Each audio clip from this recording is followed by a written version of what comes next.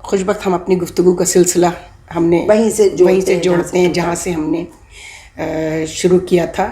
ہمارے گھر کا میڈیا اور اس کی روایات, اس کا کانٹینٹ, اس کی کمیونیکیشن ویلیوز. تو اسٹیج شوز پر تو ہم آپ سے بعد میں بات کریں گے, وہ بھی ہمارا ایک سبجیکٹ ہے, اور وہ تو آپ نے تو کمال کر دیا تھا. ضیاء محی الدین شو نے شروع کیا, اور وہ آپ کی جو انٹری تھی اس انٹری کو لوگ آج تک بھولے نہیں ہیں. میں بھول جاتی ہوں, لوگ مجھے بھولنے نہیں دیتے. ہر تھوڑے دن بعد کوئی مل جاتا ہوں کہتا وہ شو جو آیا تھا جس میں آپ نے, بالکل صحیح. اور یہ بھی دیکھیے نا کہ آپ کی اس سے پہلے ایک شناخت تھی کہ you were known in Karachi university as a debater. اس زمانے کی آپ کو یاد ہوگا, شہر سے 12 میل پرے ایک کالم آتا تھا, یاد ہے, جنگ اخبار میں. دوست محمد فیضی, شفیع نقی جامی, آپ, زلیخا واحد, یعنی عام پروین شاکر ایز اے شاعرہ. عام لوگ جانتے تھے کہ ہماری یونیورسٹی میں یہ ڈبیٹرز ہیں اور یہ شاعرات ہیں. یہ آج کسی کو نہیں پتا کسی کون سی یونیورسٹی کا کون سا ڈبیٹر, کون سا شاعر, کیا کچھ نہیں. اسی حوالے سے پاکستان ٹیلی ویژن نے ہر شعبے کو ایڈریس کیا, یہ اس کا کمال ہے. یعنی وہ جو بیسک تھیوری ہے نا میڈیا کی, انفارمیشن, انٹرٹینمنٹ اینڈ ایجوکیشن, ان تینوں پہ جو کام کیا ہے ٹیلی ویژن, سب پر بات کریں گے. انٹرٹینمنٹ, نیوز بھی انٹرٹینمنٹ اور ریلیجن بھی انٹرٹینمنٹ. رمضان کو بھی انٹرٹینمنٹ کا ذریعہ بنا دیا گیا تھا. رمضان جو ہوتا تھا, شکر ہے سپریم کورٹ نے ایک ڈیسیشن لے کے اس ادھم بازی کو رکوایا. آپ کو یاد ہوگا کوئز شوز کیسے شروع ہوئے تھے. یہ محمد ادریس نے کیا لاہور سے پہلے شروع, اسٹوڈیو 1. اس کے بعد, اور اس میں چھوٹے چھوٹے انٹرویوز بھی چلتے رہتے تھے, گفتگو کے پروگرام 2 منٹ, جو بھی مہمان آیا. شیشے کا گھر قریش پور صاحب نے کیا. اس کے بعد کسوٹی آیا, وہ خالصتاً اس کا لیول ڈفرینٹ تھا, بہت ہائیسٹ لیول کا پروگرام تھا. بچوں کے لیے میں تو جاتی تھی گھنٹی بجانے, زینا بزینہ, جب سوال ختم ہوتا. پروگرام میں نے کیا تھا 76 میں. یس, آپ نے کیا. آپ نے تو ادبی پروگرام بھی, چہرے بھی کیا آپ نے, اس پر بھی ہم بات کریں گے جب ہم. لیکن یہ کوئز پروگرام تھا اسٹوڈنٹس کا, اور اسٹوڈنٹس کا الگ تھا, بچوں کا الگ تھا, انٹلیکچوئل لیولس کوئی لوگوں کے لیے الگ تھا کسوٹی. اس کے بعد عام لوگوں کے لیے جب مردوں میں نیلام گھر آیا, تو خواتین کے لیے, یعنی جو ہاؤس وائفس تھیں, ان کے اندر بھی نالج تھی. شادیاں ہو گئیں, پڑھا لکھا سب برباد ہو گیا, لیکن جب یہ پروگرام آیا آپ کا مینا بازار, جی, تو کیسی کیسی خواتین آتی تھیں جنہوں نے گریجویشن کر کے بیٹھی ہیں, میٹرک کر کے بیٹھی ہیں, پڑھتی رہتی تھیں. جب ان کو بلایا گیا, انہوں نے کیسے کیسے کوئسچنس کیے, انہیں ایک بہت بڑا پلیٹ فارم ملا. اس زمانے میں ظہیر خان تھے, جی, وہ پروڈیوسر تھے آپ کے. میں بھی اسی میں آئی تھی پہلی مرتبہ آپ کے پروگرام میں. اور اس میں بہت سے ٹیلنٹس کو ہم نے, نہ صرف یہ کہ ویمن اورینٹڈ پروگرام تھا, اس میں نہ صرف یہ کہ ان کو پہلی دفعہ انٹروڈیوس کیا, بلکہ یہ ہوا کہ جو آڈینس آتی تھی وہ 500 خواتین کی آڈینس تھی. جی, اور اس میں ہر طبقہ فکر کی عورت تھی. یس. لیکن میں آج کے پروگرام دیکھتی ہوں اور میں وہ یاد کرتی ہوں, تو میں آپ کو بتاؤں, اس لیول کا تو پروگرام ہی نہیں ہے کوئی. ایٹیٹیوڈ کا بڑا فرق ہے. یعنی اس وقت جو قابل بچیاں آتی تھیں ماسٹرز کی یا کالج یونیورسٹی کی, بالکل وہ جس طرح وہ, میں انہیں جب ایک بچی جیتی, اور میں نے وہ بڑے مرحلوں سے گزر کے آئی تھی, اور میں نے گاڑی کی چابی اس کو دی کہ یہ آپ کے لیے ہے, تو وہ ایک دم سناٹے میں آ گئی اور وہ درود شریف پڑھنے لگی. اور بالکل اب میں آج کل دیکھتی ہوں کہ کوئی پروگرام ہوتا ہے, اس میں وہ اچھل پڑتی ہے لڑکی, ناچنے لگتی ہے, چیخنے لگتی ہے, اور سوال کا معیار دیکھا ہے آپ نے آج کل, اور رویے بھی بدل گئے. لیکن حقیقت یہ کہ اس پروگرام نے خواتین کو ایک ایسا پلیٹ فارم دیا تھا. پہلی دفعہ ایک خواتین شو شروع ہوا تھا, بالکل, اور اس نے نہ صرف مواقع دیے بچیوں کو, بلکہ اس میں انہوں نے کھل کے اپنی ذہانتوں کا اور اپنے اس کا ٹیلنٹ کا مظاہرہ کیا. پھر وہ ان کی نالج کتنی اس میں انکریز ہوئی, گھر میں دیکھنے والوں کی نالج انکریز ہوئی. آج جو سوالوں کا معیار ہے, پروردگار ہم پر رحم کھا, جو گیم شو کے نام سے جو ہو رہے ہیں, بہت افسوسناک, بہت افسوس. سب سے پیتھیٹک اور سب سے زیادہ ٹریجڈی یہی ہے. بہت لوور درجے کی باتیں اس کے اندر ہوتی ہیں, جو آپ فیملی کے ساتھ بیٹھ کے دیکھتے دیکھتے آپ گھبرا جائیں کہ یہ کیا ہو رہا ہے. لیکن یہ کہ آپ, ٹیلی ویژن کا مقصد یہ ہے کہ آپ جب کوئی پروگرام دیکھ رہے ہیں تو اس کو دیکھنے کے بعد آپ کچھ لے کر اٹھیں. یس, ایک ایک لمحہ قیمتی ہوتا ہے, ایک ایک لمحہ وہ ضائع ہو رہا ہے.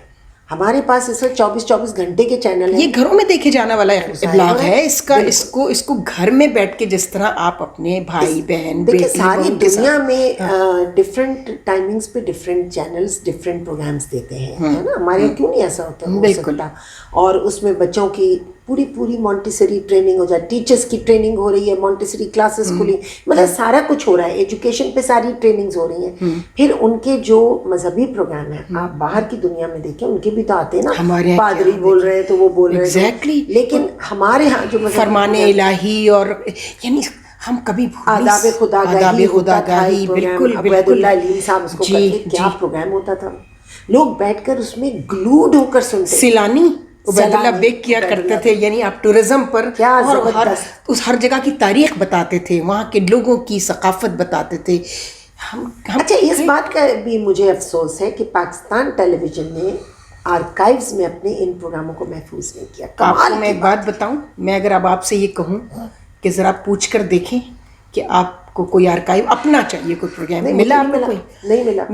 میں اس معاملے میں اپنے اس پلیٹ فارم سے محمد مالک کا بہت شکریہ ادا کروں گی. اس سے پہلے جتنے لوگ آئے سب کو ریکویسٹ کی, وہ تو جی ہیں ہی نہیں ہمارے پاس آرکائیو, وہ تو ختم ہو گئے, ہم نے وہ ریز کر دیے. مجھے پتا تھا ریز نہیں ہوئے, یہ ایک صاحب نے آ کر بیچ دیے تھے انگلینڈ کی ایک کمپنی کو, پرائم ٹی وی کو. جی ہاں, آپ کا سارا آرکائیو بک چکا ہے. تو جو لوگ اپنا ورثہ بیچ دیں, اپنا وہ ہیریٹیج بیچ دیں جو آپ کی شناخت ہے کہیں جو دنیا میں. آپ کو میں بتاؤں, مدر انڈیا ایک فلم آئی تھی انگلینڈ میں, جو بر صغیر کی فلم دبائی گئی ہیں نیچے آرکائیول میں کہ ایسی فلم بنا کرتی تھی, اس میں مدر انڈیا دبائی گئی ہے.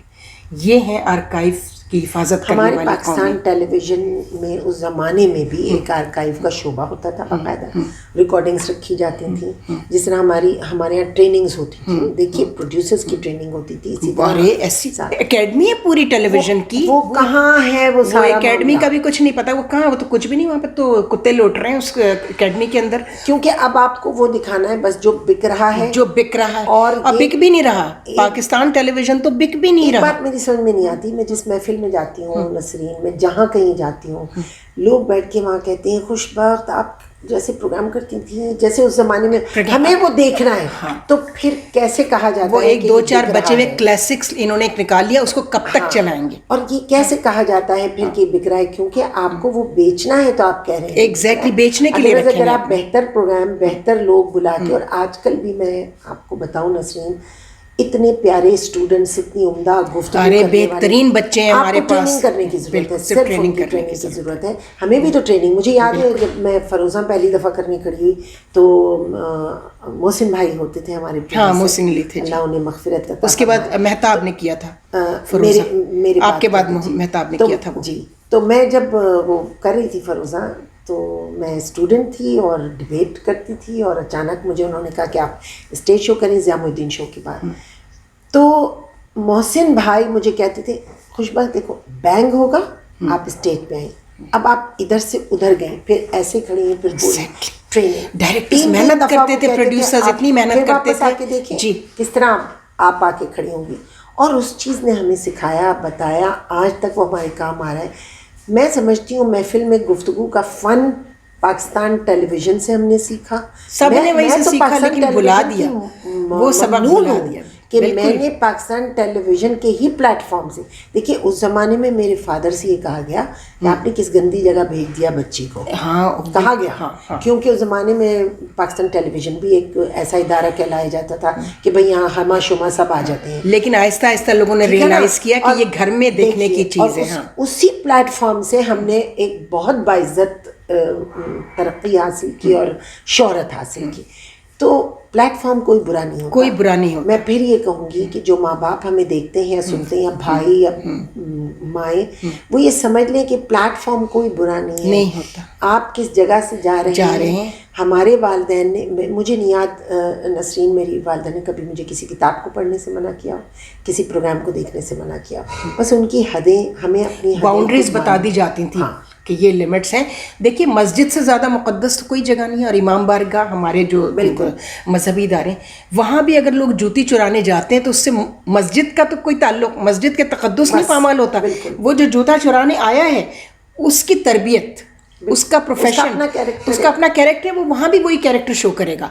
تو کوئی دنیا کی کوئی جگہ بری نہیں ہوتی. کوئی جگہ بری نہیں ہے. بالکل. آپ اپنے آپ میں قائم رہیں اور اپنی انفرادیت کو برقرار رکھیں. بالکل. اپنے وقار کو کہیں ہم اس پر بھی بات کریں گے فلم پر بات کریں گے جس کو برا، لیکن وہاں بھی کیسے کیسی ویلیوز رکھنے والے زبردست کیا پاکستان کی ہیرے موتی تھے. اب دیکھیں تو لگتا ہے یہ تو بڑے فرشتے تھے، یہ ہیرے موتی تھے. تو بہت بہت شکریہ، آپ نے بہت ٹائم دیا. Thank you, انشاءاللہ آئندہ بھی ظاہر ہے جب تک گھر کے میڈیا کی بات ہوتی رہے گی تو گھر والے آتے رہیں گے. میں اکثر کہتی ہوں کہ پاکستان ٹیلی ویژن میرا گھر آنگن تھا. بالکل گھر آنگن ہی ہے. کا یاد آتا ہے اور اس کے ساتھ PTV یاد آتا ہے.